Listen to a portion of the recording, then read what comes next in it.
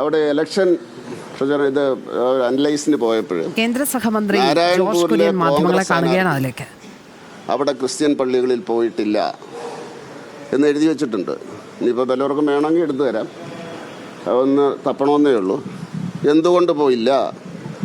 അവിടെ അതിന് തൊട്ട് മുമ്പ് നടന്ന അവിടെ ഒരു വിഷയം ഉണ്ടായിരുന്നു. അത് കോൺഗ്രസ്സുകാരാണ് ഉണ്ടാക്കിയത്.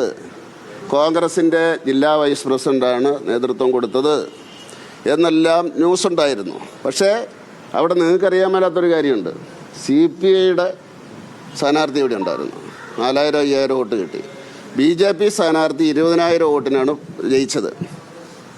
അപ്പോൾ അതുകൊണ്ട് BJPയുടെ സ്ഥാനാർത്ഥി പള്ളിയിലൊക്കെ പോയായിരുന്നു. ഇനി വേറൊരു കാര്യം നിങ്ങൾ അന്വേഷിക്കേണ്ടത്, ഈ പോലീസ് സ്റ്റേഷനിലുമൊക്കെ പോയ അവസരത്തിൽ അവിടെയുള്ള ആൾക്കാരാണ് പോയത്. രാഷ്ട്രീയത്തിന് അതീതമായിട്ട് അറിയാമല്ലോ, ആദിവാസി മേഖലയാണ്. അതിൽ കോൺഗ്രസ് പ്രവർത്തകരുണ്ടായിരുന്നോ എന്ന് മാധ്യമങ്ങൾ ഒന്ന് അന്വേഷിക്കണം. ഈ കന്യാസ്ത്രീകളെ കൂട്ടവിചാരണ, ജനകീയ വിചാരണ നടത്തിയെന്ന് പറഞ്ഞില്ലേ, കൂടെ കോൺഗ്രസ്സുകാരുണ്ടായിരുന്നോ എന്ന് നിങ്ങളൊന്ന് അന്വേഷിക്കണം. അപ്പോൾ അതുകൊണ്ട് ഈ ക്രൈസ്തവ സഭാ നേതൃത്വവുമായി BJPയുടെ ബന്ധം ഊട്ടിയുറപ്പിക്കാൻ മുന്നിട്ട് ഇറങ്ങിയ നേതാവാണ് BJPക്ക്. വലിയ സൗഹാർദ്ദപരമായ. അല്ല, ഞാൻ ക്രിസ്ത്യാനിയാണ്, അല്ലാതെ എന്താ അല്ലെ ഊണ്ണൊന്നും ചെയ്തില്ല.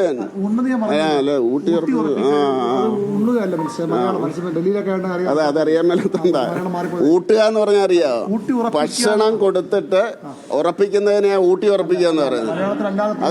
അങ്ങനെ നിങ്ങളത് അന്വേഷിച്ചോ? അതെ അതിന്റെ അതുകൊണ്ടാ കുഴപ്പം. ഞാൻ സർക്കാർ സ്കൂളിൽ പഠിച്ചതാണ്. അതെ, മലയാളം ശരിക്കും പഠിക്കണം. ഊട്ടി ഉറപ്പിക്കുക എന്നുള്ളത് അതൊന്ന് നിങ്ങൾ വിഭജിക്കുക. അല്ലല്ല, ഊട്ടുക എന്നുള്ള ഓർമ്മയുണ്ട് സാറേ. ആനയൂട്ട് ആനയ്ക്ക് ഇത് കൊടുത്തിട്ട് ഇവരുണ്ടല്ലോ അതിന്റെ കൊണ്ടു നടക്കുന്നവര്, അവരാ സൗഹൃദം ഉറപ്പിക്കുന്നുണ്ട്. അതുകൊണ്ട് പിന്നെ മലയാളം പറയും. അത് പോട്ടെ. ഞാൻ ക്രിസ്ത്യാനിയാണ് സാർ. കേക്കും ചായക്ക് വേണ്ടി അങ്ങനെ വരണ്ടെന്നൊരു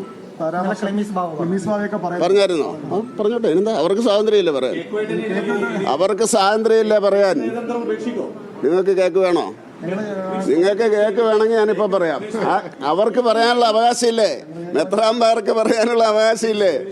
BJP സംസ്ഥാന നേതൃത്വം ഇതൊക്കെ പറയുന്നു, അതായത് കന്യാസ്ത്രീകൾക്കൊപ്പമാണ് എന്നൊക്കെ പറയുമ്പോഴും ഇവിടുത്തെ സംഘപരിവാർ സംഘടനകൾ പൂർണ്ണമായും ഇതിനെ എതിർത്ത് അവർ മതപരിവർത്തനം നടത്താനാണ് അവിടെ എത്തിയത്.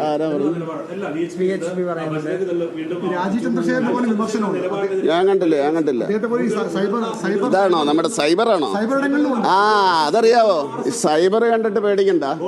അത് സഹാക്കന്മാരും കോൺഗ്രസ്സുകാരും സംഘികളാവും. സംഘികൾ കയറിയിട്ട് അപ്പുറത്ത്. രാജീവ് ചന്ദ്രശേഖരന്റെ ഫേസ്ബുക്ക് പോസ്റ്റിനടിയിൽ കമന്റ് ഇട്ടിട്ടുണ്ട്. എനിക്കറിയില്ല, ഞാനത് കണ്ടില്ല. ഇതിൽ മതപരിവർത്തനം നടന്നിട്ടുണ്ടോ ഈ കേസിൽ? ഞാൻ പറഞ്ഞില്ലേ, അതെല്ലാം സബ് ജുഡീസ് ആണ്, കോടതിയിലുള്ള കാര്യമാണ്. അവിടെയല്ല തീരുമാനിക്കേണ്ടത്. അദ്ദേഹം മന്ത്രിയല്ല, ഞാൻ മന്ത്രിയാണ്. അല്ല, അത് അങ്ങനെയല്ല. ദേഷ്യപ്പെടേണ്ടത് സബ് ജുഡീസ് ആയിട്ടുള്ള കാര്യങ്ങളിൽ മന്ത്രിമാർക്ക് പറയാം. അതൊരു കീഴ്വഴക്കാണ്, നിയമമാണ്. അദ്ദേഹത്തിന് ഉത്തമ ബോധ്യമുള്ളത് കൊണ്ടായിരിക്കും പറഞ്ഞത്. അദ്ദേഹത്തിന് ഉത്തമ ബോധ്യമുള്ളത്. ഞാൻ മന്ത്രി ആയതുകൊണ്ട് ഈ കേസിനെ, പ്രത്യേകിച്ച് ഈ കന്യാസ്ത്രീകൾക്കെതിരായിട്ടുള്ള കേസായതുകൊണ്ട് അവരെ ബാധിക്കാം. ഒരു മന്ത്രി പക്ഷം പിടിച്ചു പറഞ്ഞു എന്ന് പറഞ്ഞാൽ കോടതി വലിയ വിഷയമാണ്.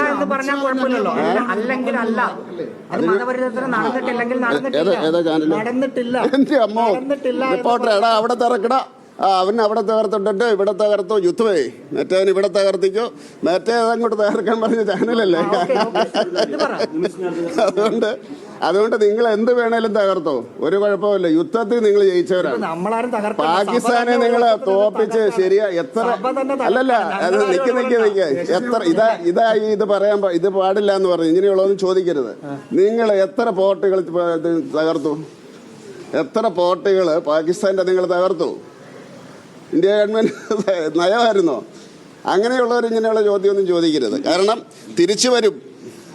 ചോദ്യം തിരിച്ചു വരും. നിങ്ങളെ മാധ്യമങ്ങളെ തകർത്തുകൊണ്ടിരിക്കുകയാണ്. 3-ാം സ്ഥാനം അവർ 3-ാം സ്ഥാനത്ത് പോയി. 94 അവർക്ക്. അപ്പോൾ 94 താഴോട്ടാണ് ഇപ്പോൾ പോകുന്നത്. ഇപ്പം 3-ാം സ്ഥാനം 80 ഇനി 80 താഴോട്ടായിരിക്കും പോകുന്നത്. അപ്പോൾ അതുകൊണ്ട് ഇതാ പറയുന്നത്, ഇതുണ്ടല്ലോ, ഇത് ചോദിച്ചു പോകും. ഈ ബൈറ്റിൻ്റെ സമയത്ത് ഇത് ചോദിക്കരുത്. കാരണം വർഷങ്ങളായി ഞാൻ അധികം മാധ്യമങ്ങളൊന്നും തന്നെ അറിയാലെങ്കിലും ഈ പണി തുടങ്ങിയിട്ട് വർഷങ്ങളായി. മറുപടി കിട്ടിയില്ല. അതായത് അനൂപ് ആന്റണി അന്ന് മാധ്യമങ്ങളോട് പറഞ്ഞത് ഈ സർക്കാർ എതിർക്കില്ല, അതല്ല പക്ഷെ സർക്കാർ അത് എതിർത്താണെന്ന് അല്ലല്ല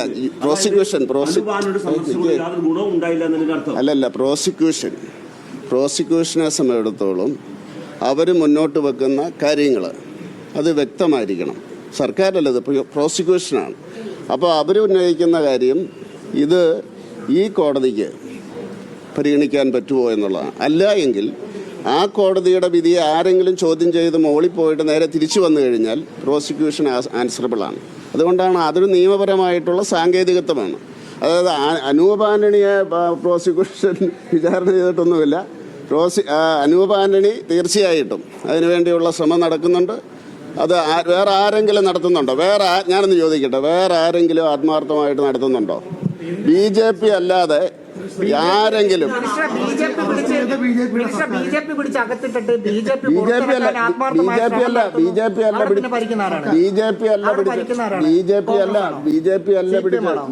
അല്ല പിടിച്ച് പുറത്തിട്ടത്, അകത്തിട്ടത്. അവിടെ കുട്ടികളെ ഒറ്റയ്ക്ക് കണ്ടപ്പോൾ ഒരു TT ആണ് പോലീസുകാരോട് പറഞ്ഞു ഇവരെ ഒന്ന് ശ്രദ്ധിക്കാൻ. ഇവിടെയാണെങ്കിൽ നിങ്ങളങ്ങനെ ഇതാ 3 പെൺകുട്ടികൾ ആരുമില്ലാതെ വരുന്നിരിക്കുന്നു എന്നൊക്കെ പറഞ്ഞുകൊണ്ട് നമ്മൾ കൊടുക്കില്ല. അവർ വിളിച്ചു, അവരുടെ മാതാപിതാക്കളെ വിളിച്ചു, ഒരു കുഴപ്പവുമില്ല, കന്യാസ്ത്രീകളുടെ കൂടെ ഞങ്ങൾ വിട്ടതാണെന്ന് പറഞ്ഞു. അപ്പൊ TTക്ക് അത് കേൾക്കണ്ടേ? നിങ്ങൾ എവിടെ ഉണ്ടായിരുന്നു? ഇതാ റിപ്പോർട്ടർ TV മാത്രം ആദ്യമായിട്ട് പറയുന്നു. മിനിസ്റ്റർ ഇങ്ങനെ പറഞ്ഞിരിക്കുന്നു. എഴുതിക്കോ. റിപ്പോർട്ടർ TVയുടെ ആദ്യം റിപ്പോർട്ടർ TV അത് ഒഫീഷ്യലായിട്ട് ഞാൻ വരുത്തി. എങ്ങനെ ഒഫീഷ്യലായിട്ട് കാര്യങ്ങൾ സൗണ്ട് ബൈറ്റ്? ആ കുട്ടികളുടെ ബൈറ്റ്, സൗണ്ട് ബൈറ്റ് എപ്പോഴാണ് കിട്ടിയത്? ആ കുട്ടികൾ തന്നെ പറയുന്ന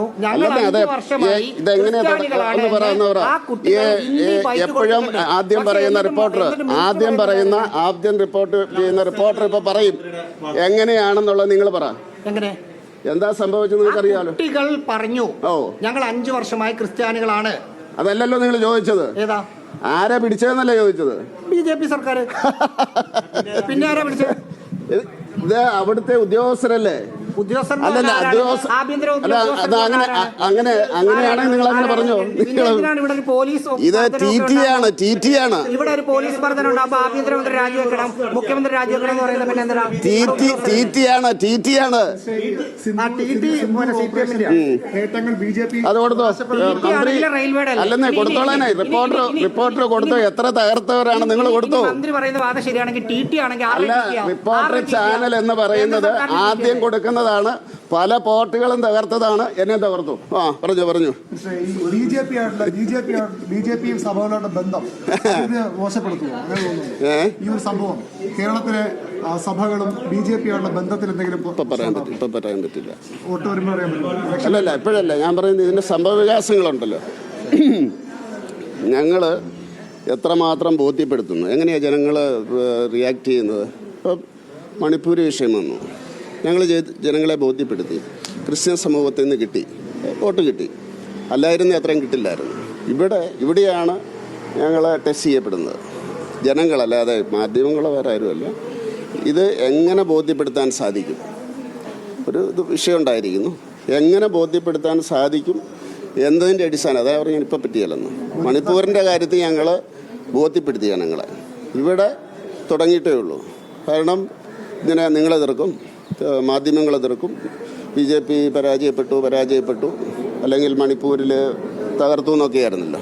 പക്ഷേ അത് ക്രിസ്ത്യാനികളെ ബോധ്യപ്പെടുത്തിയത് കൊണ്ടാണ് നെഗറ്റീവായിട്ടുള്ളൊരു കാര്യം പോസിറ്റീവായി. അപ്പോൾ അതുകൊണ്ട് ഇവിടെയും ഇതിപ്പോൾ നമുക്ക് പറയാൻ പറ്റില്ല. അത് ഞങ്ങളുടെ ഭാഗത്തു നിന്നുള്ളതാണ്. ഞങ്ങളെ ബോധ്യപ്പെടുത്തേണ്ടതാണ്, ജനങ്ങളെ ബോധ്യപ്പെടുത്തേണ്ടതാണ്. അത് കഴിഞ്ഞ ദിവസം BJP സംസ്ഥാന അധ്യക്ഷൻ പറഞ്ഞത് മനുഷ്യക്കടത്തിനും അതുപോലെ തന്നെ മതപരിവർത്തനം കേസെടുത്തത് തെറ്റിദ്ധാരണ കൊണ്ടാണ്. അത് അവിടെ ഛത്തീസ്ഗഡ് മുഖ്യമന്ത്രിയെ അത് ബോധ്യപ്പെടുത്തിയെന്നാണ് കഴിഞ്ഞ ദിവസം അദ്ദേഹം പറഞ്ഞത്. പക്ഷെ എന്തുകൊണ്ട് വീണ്ടും കേസ് മുന്നോട്ട്? എന്തുകൊണ്ട് ആ കേസ് പിൻവലിക്കുന്നില്ല? അങ്ങനെയാണെങ്കിൽ എന്തുകൊണ്ടാണ് അത്? ഇപ്പം മുമ്പേ ചോദിച്ചതല്ലേ. മുമ്പേ ചോദിച്ചതിന് ഇങ്ങനെ തിരിച്ചിട്ട് മറിച്ച് ഇങ്ങനെ ചോദിച്ചല്ലോ. അതുകൊണ്ടാ. കെ സുരേന്ദ്രൻ ഉൾപ്പെടെയുള്ളവർ പറയുന്നത് സംസ്ഥാനത്തിന് പുറത്ത് പല സംസ്ഥാനങ്ങളും നിർബന്ധിത മതപരിവർത്തനം നടക്കുന്നുണ്ട് എന്നുള്ളതാണ്. അപ്പോൾ അങ്ങനെ ഒരു സാഹചര്യത്തിൽ തന്നെ ആയിരിക്കും അവിടെ നടന്നിട്ടുണ്ടാവാം ഈ രാജ്യത്ത്. അല്ലല്ല, അത് ഇത് രാജ്യത്ത് എല്ലാവർക്കും തന്നെ ബോധ്യപ്പെട്ടിട്ടുണ്ട്. മുഖ്യധാര ചർച്ചുകൾ, സഭകൾ മതപരിവർത്തനം നടത്തുന്നില്ല എന്നുള്ള കാര്യം അത് ബോധ്യപ്പെടുത്താനും BJP ശ്രമിക്കുന്നുണ്ട്. ഞങ്ങളൊരു പരിധി വരെയും ഞങ്ങളത് ചെയ്തിട്ട് അതുപോലെ ഇതുണ്ടല്ലോ നമ്മുടെ ന്യൂ ജനറേഷൻ ചർച്ചസ്, അവർ തന്നെ പറയുന്നുണ്ടത് അവരുടെ അവകാശമാണ് എന്ന് പറയുന്നുണ്ട്. കത്തോലിക്ക സഭ പോലെയുള്ള നമ്മുടെ കേരളത്തിലെ പ്രധാനപ്പെട്ട ചർച്ച് പോലെയുള്ളത് മതപരിവർത്തനം നടത്തുന്നില്ല എന്നുള്ളത് എല്ലാവർക്കും അറിയാം. അത് നോർത്തിന്, കാരണം തിരിച്ചറിയാൻ പറ്റില്ല അവർക്ക്. ന്യൂ ജനറേഷനും അതുപോലെ മുഖ്യധാര ചർച്ചുകളെയും തിരിച്ചറിയാനായിട്ട് ആൾക്കാർക്ക് സാധിക്കുന്നില്ല. അപ്പോൾ അതുകൊണ്ട് ബോധ്യപ്പെടുത്താനുള്ള ശ്രമം ഞങ്ങളുടെ ഭാഗത്തുനിന്ന് നടക്കുന്നുണ്ട്. പക്ഷേ അത് വളരെ കോംപ്ലിക്കേറ്റഡാണ്. ഞങ്ങൾ ഒരു പരിധി വരെയും. പക്ഷേ നേരത്തെ ഡ്രസ്സ് അനുസരിച്ച് പറ്റുമായിരുന്നു. ഇപ്പം ഡ്രസ്സ് എല്ലാം ഒരുപോലെയായി. മെത്രാന്മാരെന്നുള്ളത് ഇപ്പം അവർ മെത്രാന്മാരാകുന്നുണ്ട്, ന്യൂ ജനറേഷൻ. ഇപ്പം അതുകൊണ്ട് ഓരോ വിഷയങ്ങളിൽ നമ്മൾ ഇടപെട്ടിട്ട് ബോധ്യപ്പെടുത്തുകയാണ് ചെയ്യുന്നത്. അതായത് മുഖ്യധാര അല്ലാത്ത ക്രൈസ്തവ സമൂഹം കൺവെർട്ട് നടത്തുന്നുണ്ട്.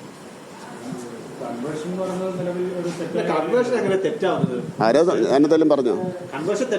ഞാനെന്തെങ്കിലും പറഞ്ഞോ? ഞാൻ പറയുന്ന അവർ പറയുന്നുണ്ട്, ന്യൂ ജനറേഷൻ ചർച്ചസ് പറയുന്നുണ്ട് അവർ കൺവേർട്ട് ചെയ്യുന്നുണ്ടെന്നുള്ളത്. അത് ജനങ്ങൾ, കേരളത്തിലെ ക്രിസ്ത്യാനികൾ അത് തീരുമാനിക്കട്ടെ. കേരളത്തിലെ 90% വരുന്ന കേരളത്തിലെ ക്രിസ്ത്യാനികൾ പറയട്ടെന്ന്. ഞാനല്ല പറയേണ്ടത്. മുഖ്യധാര നടത്തുന്നില്ലെങ്കിൽ ഇപ്പം മിനിസ്റ്റർ പറഞ്ഞു. അതെ, കേരളത്തിലെ അല്ലെ നിങ്ങൾ ഇത് ഇംഗ്ലീഷ് കൊടുക്കുന്നുണ്ടോ? ഇംഗ്ലീഷ് മിനിസ്റ്റർ പറഞ്ഞതനുസരിച്ചാണെങ്കിൽ ഇവിടെ അതെ, കേരളത്തിലെ ക്രിസ്ത്യാനികൾ തീരുമാനിക്കട്ടെ മതപരിവർത്തനം വേണമോ എന്നുള്ളത്. കേരളത്തിലെ ക്രിസ്ത്യാനികൾ തീരുമാനിക്കട്ടെ. ഞാൻ പറയാനുള്ളത് പറഞ്ഞു. സംഘപരിവാർ പല നേതാക്കളും പറയുന്നത്, നിങ്ങളേത് പത്രം? ഞാൻ മനോരമ ന്യൂസ് പറയുന്നത്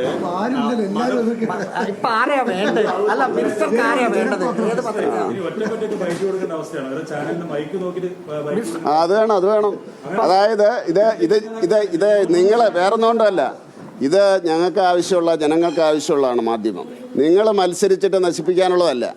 അതുകൊണ്ടാണ് പറഞ്ഞത്. കള്ളത്തരം പറഞ്ഞിട്ടേ അത് നിങ്ങളിവിടെ കുട്ടിയെ പ്രത്യേകം പറയണം.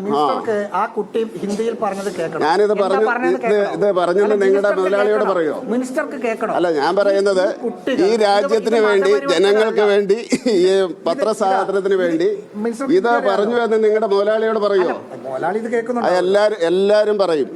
സാറേ, ഇന്നൊരു വിവാദം വേണം. ഈ കഴിഞ്ഞ ദിവസം പാലക്കാട് വെച്ചിട്ട് ഒരു പയ്യൻ, എനിക്ക് ഉറക്കം വന്നില്ല, അയാൾ ചോദിച്ചപ്പോഴത്തേക്കും കുഴഞ്ഞു പോയി. അവിടെ നിന്ന് പറഞ്ഞു വിട്ടത് കള്ളി വിളി വിട്ടു. അപ്പം ഞാൻ തുറന്നു ചോദിച്ചു.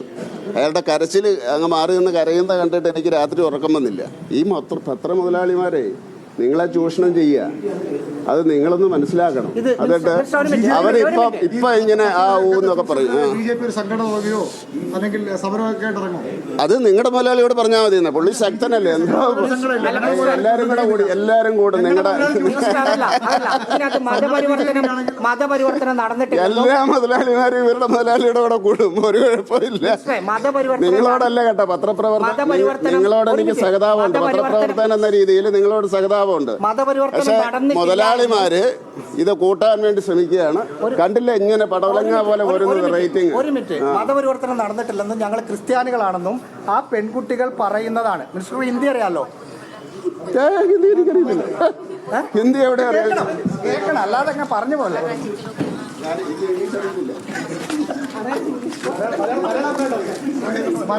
കേന്ദ്ര സഹമന്ത്രി ജോർജ് കുര്യന്റെ പ്രതികരണമാണ് കണ്ടത്. പല ചോദ്യങ്ങളോടുമുള്ള അദ്ദേഹത്തിൻ്റെ ഉത്തരം ചിരിയുണ്ടാക്കുന്ന ഒന്നുകൂടിയാണ് എന്ന് പറയാതെ വയ്യ. വിഷയത്തിൽ നിന്ന് തെന്നിമാറാൻ പരമാവധി ശ്രമിക്കുന്നുമുണ്ട്. അതിന് ഊട്ടിയുറപ്പിക്കുക എന്ന വാക്കിൻ്റെ അർത്ഥം പോലും പറഞ്ഞുകൊണ്ടാണ് മാധ്യമങ്ങളെ അദ്ദേഹം നേരിട്ടത്. മതപരിവർത്തനം നടന്നിട്ടില്ല എന്ന് അദ്ദേഹം ഉറപ്പിച്ച് പറയാൻ തയ്യാറാകുന്നില്ല. മാത്രമല്ല, കന്യാസ്ത്രീകളെ അറസ്റ്റ് ചെയ്തത് BJP അല്ല, ഉദ്യോഗസ്ഥരാണ് എന്ന സാങ്കേതികത്വത്തിൽ ഊന്നിയുള്ള വർത്തമാനമാണ് അദ്ദേഹം എന്തായാലും മാധ്യമങ്ങളോട് ഇപ്പോൾ നടത്തിക്കൊണ്ടിരിക്കുന്നത്.